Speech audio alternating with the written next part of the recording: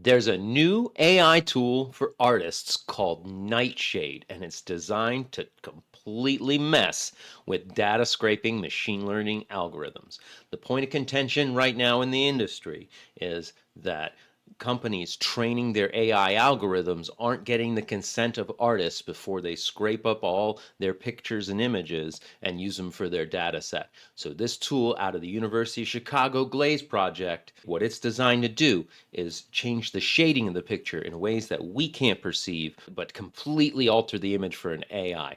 Check out some of these examples. Now, the name Nightshade comes from the belladonna plant. Back in the Renaissance, it was used as makeup and a poison, which is pretty smart for the Renaissance people. Like, oh, he died of poison. Well, that's just my makeup there. Don't worry.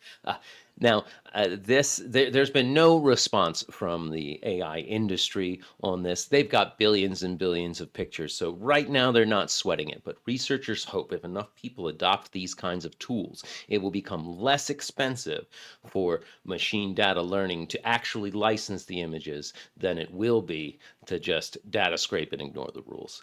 Would you ever use a tool like Nightshade for your digital art? Let me know in the comments. Online pastor Eli Regalado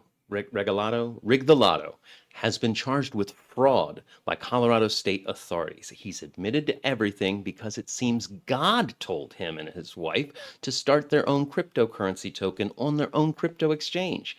They managed to bilk $1.3 million from their followers before being shut down. In an online apology video, Eli said either he misheard God, happens to all of us, or God is planning a huge miracle in the financial sector, and we're all going to get them sweet, tasty gains.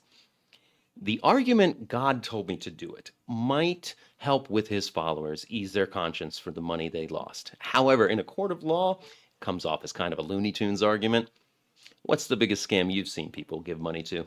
Let me know in the comments. A new dinosaur has been discovered, and it's called Pharaoh's Chicken from Hell, or Ioniophron infernalis.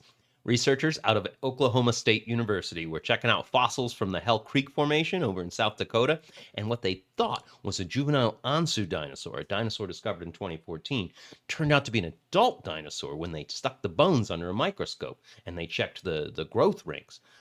Further investigation found that their ankles and tibia were fused together, doesn't happen in an Anzu, as well as a distinct ridgeline on the foot, things a juvenile wouldn't outgrow. Now, the adult Anzu is about the weight of a grizzly bear. This new Ioniophron infernalis is about the weight of a human.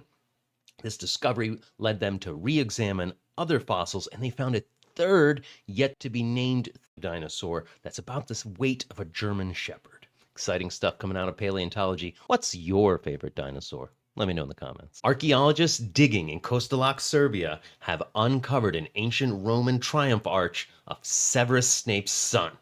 Wait, no. Septimus Severus's son, Caracalla. Yeah, the guy Snape was named after. Now, this guy Caracalla originally ruled the empire after his father's death in joint conjunction with his brother Geta. Didn't even last a year. Had Geta murdered in the arms of their own mother. He later had a big battle up north with a Germanic tribe called the Alemanni, and that's what this triumph arch was celebrating. Roman triumph arches and triumph parades were big celebrations for foreign victories. Strangely, Caracalla would never see Rome again because on his way home he was touring the empire, and a soldier that he turned down for a promotion to be a centurion murdered him. Straight up classic Roman tradition. What's your favorite Roman assassination? Let me know in the comments. Researchers led by Shoji Takeuchi at the University of Tokyo have developed a BioHybrid robot with living muscle tissue. They grew some skeletal muscle in a lab, attached it to silicone legs, and zapped it to life. It is in the early stages, however, so it does need to float in a tank to stay upright, but it can walk, stop, and even turn. Everything needed for that bipedal cyborg on the go. In 2021, this same team was using these techniques to make lab-grown meat for a food source before moving on to these biohybrid robots.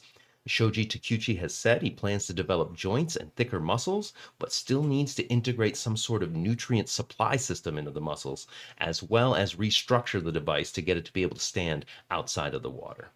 What's your take on lab-grown muscles and meats? Let me know in the comments.